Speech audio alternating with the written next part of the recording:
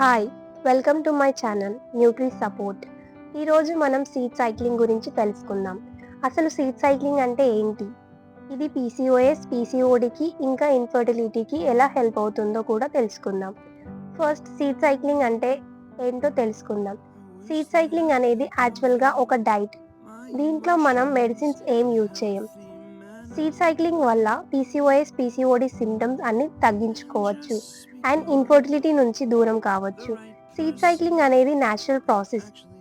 దీనివల్ల చాలా వరకు మీ ప్రాబ్లమ్స్ తగ్గుతాయి.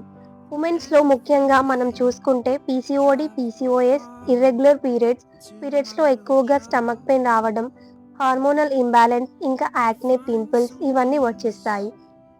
ఇవే కాకుండా వెయిట్ గెయిన్ అవ్వడం, వెయిట్ లాస్ అవ్వడం, హెయిర్ లాస్ ఎక్కువగా అవ్వడం, ఇన్సులిన్ రెసిస్టెన్సీ అనేది వచ్చేస్తాయి. ఈ సీడ్ సైక్లింగ్తో నేను చెప్పినవి అన్ని ట్రీట్ చేసుకోవచ్చు. ఇది చాలా మందికి బెనిఫిట్ అయింది, అందుకని మీతో షేర్ చేస్తున్నాను. డే 1 అంటే పీరియడ్ స్టార్టింగ్ డే నుంచి డే 14 వరకు దీన్ని ఫాలిక్యులర్ ఫేజ్ అంటారు. ఈ 14 డేస్లో బాడీలో ఈస్ట్రోజన్ లెవెల్ అనేది పెరుగుతుంది and 14th day egg release అవుతుంది. సో ఈ 14 డేస్లో మనం flax seeds and pumpkin seeds తీసుకోవాల్సి ఉంటుంది.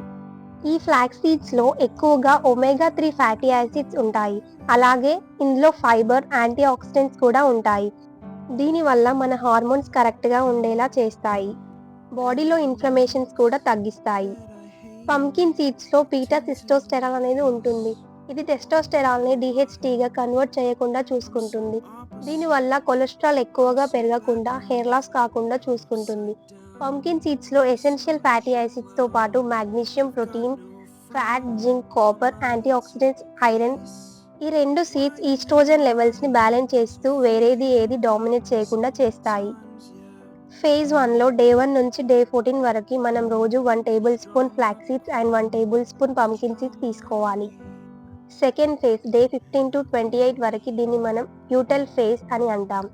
ఈ ఫేజ్లో మనం 1 table spoon sesame seeds and 1 table spoon sunflower seeds తీసుకోవాల్సి ఉంటుంది.